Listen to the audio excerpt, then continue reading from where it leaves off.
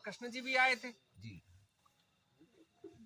भैया के आप लोगों सब लोगों को अपना अपना गोत्र पता होगा, गोत्र कहते होंगे ना। हाँ हाँ सारे गोत्रों के जो मुख्य स्थान है मैया के दोनों तटों पर हैं। आपके गोत्रों के ऋषि, जो गोत्र होता है, किसी का कश्यप होता है, किसी का अत्रि होता है, किसी का भार्गव होता है, होता है जी हाँ होता है ना। सारे गोत्रों के जो महत्वपूर्ण ऋषि हैं, जितने गोत्र हैं अपने राष्ट्र में, सब ऋषियों ने वहां के तपस्या करके गए जिनका स्थान है। तो मैया की परिक्रमा जो होती है वो मैया की परिक्रमा के साथ साथ ये सारे बड़े तीर्थों की परिक्रमा है। और दोनों आपके गांव से, ये जो आपका अभी वाला गांव है, इससे 20 किलोमीटर दूर जनक जी का तीर्थ है, जहां जनक जी आए थे। आप लोग सब कृषि करते हैं ना। जी मैया सीता उनको कृषि की भूमि से मिली थी। जी। पीछे जनक जी का तीर्थ है, आगे ब्रह्मा विष्णु महेश जी का तीर्थ है, पीछे ब्रह्मा जी का तीर्थ है, शुक्लेश्वर महादेव। नाम सुने? ब्रह्मा जी वहां पर आए थे, भगवान प्रहलाद वहां पर आए थे, वहां पर आकर तपस्या करके गए थे और वहां पर स्वयंभू शिवलिंग है। यहाँ से 12, 15, 20 किलोमीटर में आपका बरमान आ जाता है। आता है बरमान। आप लोगों ने सबने कहानियां सुनी होंगी कि जब ब्रह्मा जी और विष्णु जी में बात शुरू हो गई कि बड़ा कौन है, फिर शिव जी ज्योति के रूप में प्रकट हुए, कोई नीचे गए कोई ऊपर गए। सबने सुनी है कहानी? सुनिए। पता है वो कहानी कहाँ हुई थी? वो बरमान घाट पे हुई थी। पूरे देश में अगर कहीं पर ज्योतिर्लिंग जब हमने पूजने शुरू किए तो उसकी बहुत बड़ी कहानी बरमान घाट से शुरू होती है।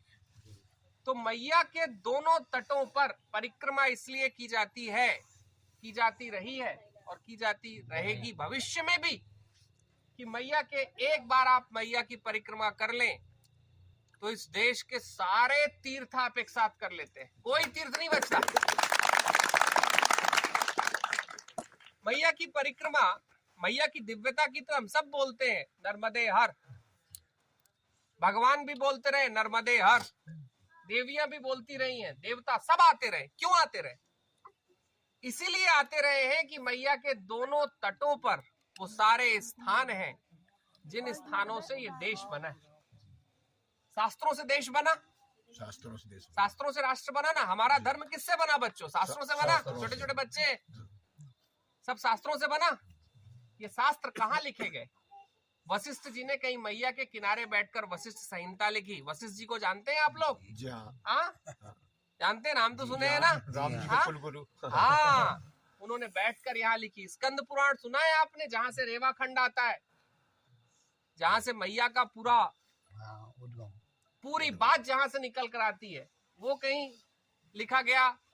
स्कंद जी ने कहीं मैया के किनारों पर बैठकर लिखा। तो जब मैया की जो आप लोग परिक्रमा करते हैं इस गांव वालों, अब एक चीज जरूर करिएगा कि जब मैया की परिक्रमा कर रहे हो तो सारे तीर्थों की परिक्रमा करते हुए आइएगा, तब तो आपकी परिक्रमा पूर्ण हो गई। क्योंकि अगर आपने केवल मैया की नापते नापते परिक्रमा कर ली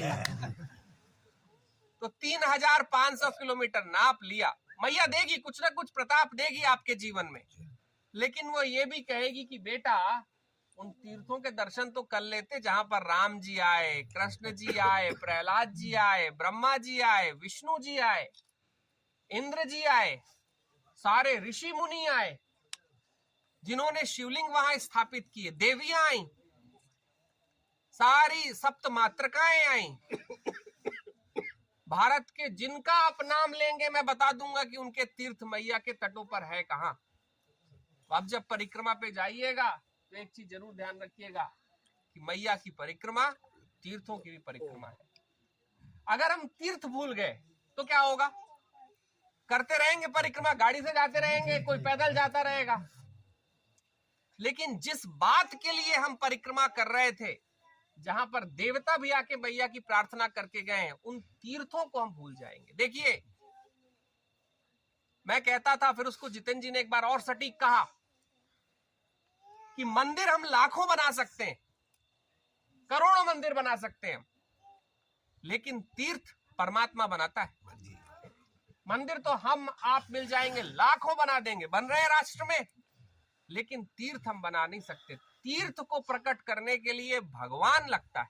जब भगवान स्वयं आता है और कोई घटना बनाता है तब तीर्थ बनते हैं। तो जहां पे परमात्मा स्वयं आकर तीर्थ बना लिए और अगर उन तीर्थों के दर्शन हम लोग छोड़ते हुए आगे बढ़ेंगे तो आनंद का विषय तो नहीं रहेगा। दूसरी क्या घटना घटेगी कि जब मेरे जैसे लोग आकर पूछेंगे 50 सालों बाद बच्चों से कि भैया मैया की परिक्रमा क्यों करते हो, कर लेते हैं, हमारे पूर्वज भी करते थे। हम बता थोड़ी पाएंगे कि मैया के दोनों घाटों पर, आप लोगों को पता था कि राम जी आए थे मैया के घाट पर? पता था? स्थान पता था किस स्थान पर आए थे? हाँ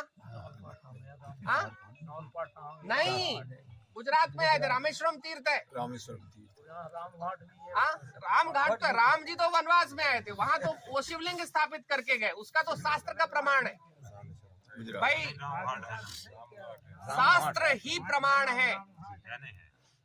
हमारे देश में शास्त्र प्रमाण है, जो शास्त्र में लिखा हुआ है वो हमारा प्रमाण है, ठीक है। तो मैया की परिक्रमा सारे तीर्थों की परिक्रमा है। आपके यहाँ से 15 किलोमीटर कितने दूर है बरमान यहाँ से? 20 किलोमीटर। बताइए, 20 किलोमीटर दूर वो घटना घटी थी जिससे सारे शिव मंदिर आ गए। बरमान घाट में एक ब्रह्मेश्वर महादेव का मंदिर है, जैसे शुक्लेश्वर महादेव है वैसे बरमान घाट पे मंदिर है।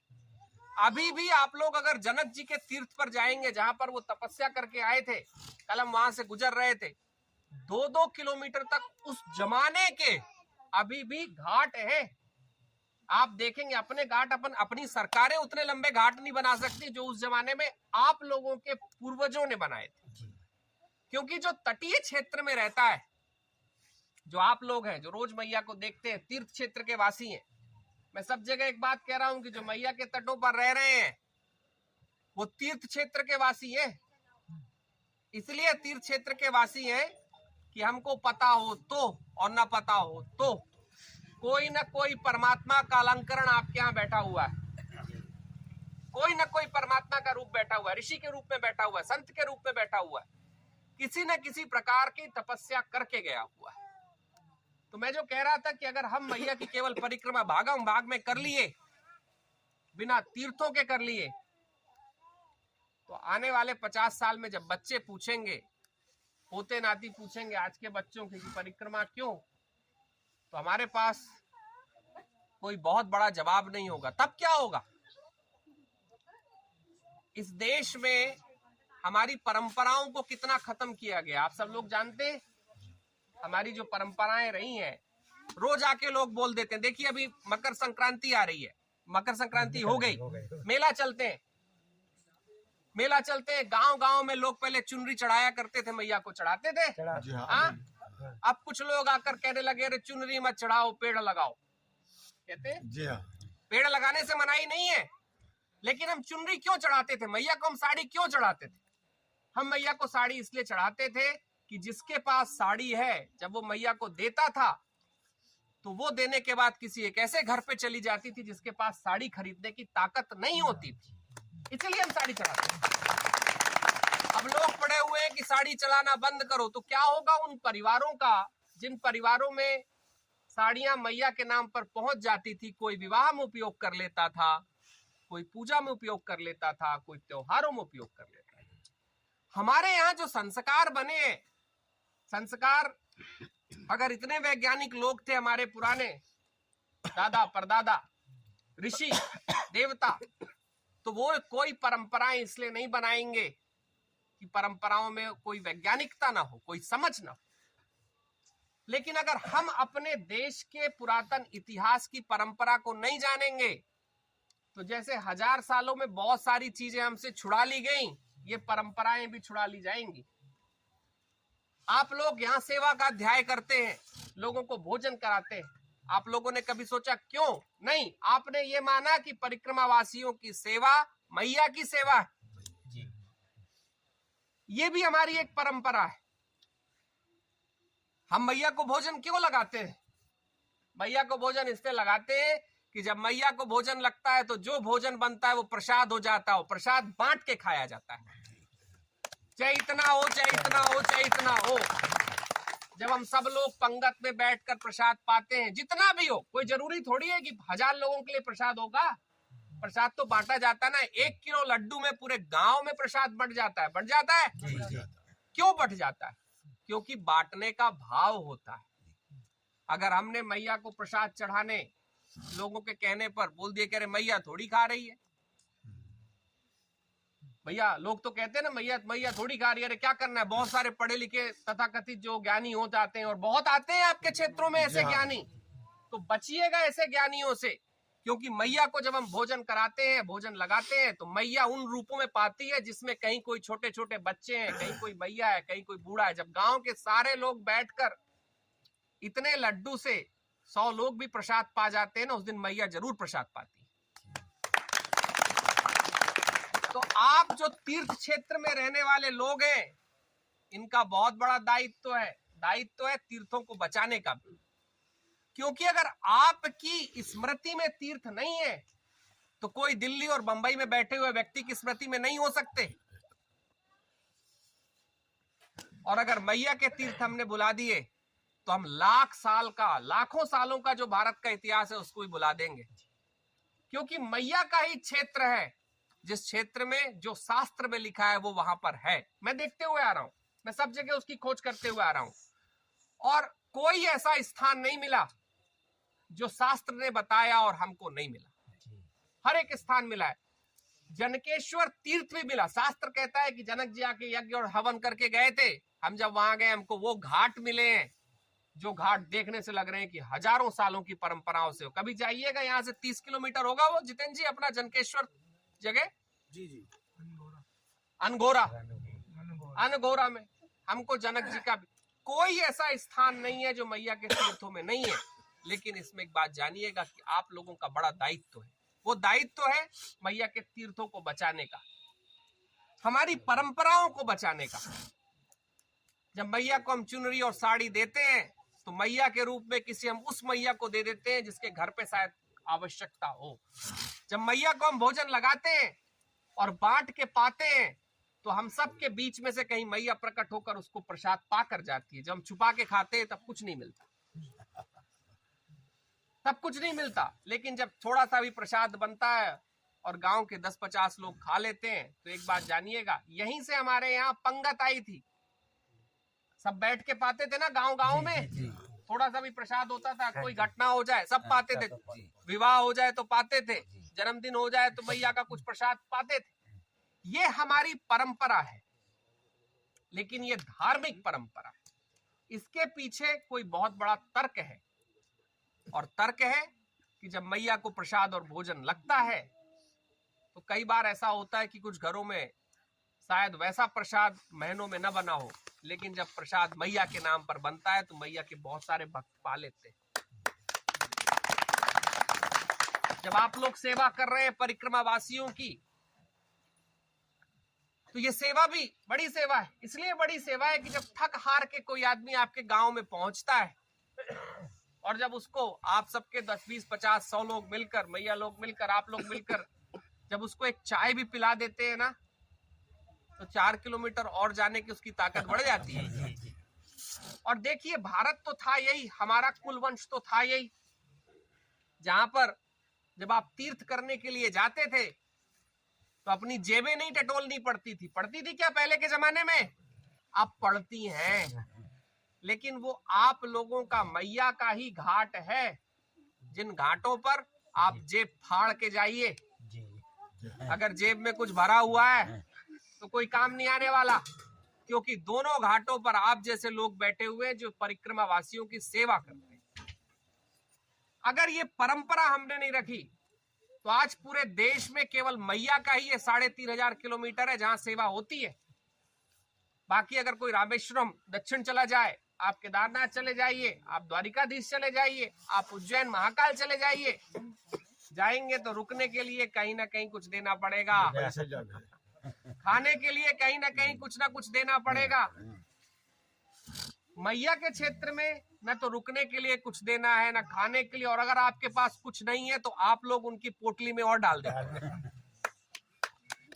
तो ये परंपरा है, महत्वपूर्ण परंपरा है, इस सेवा की परंपरा।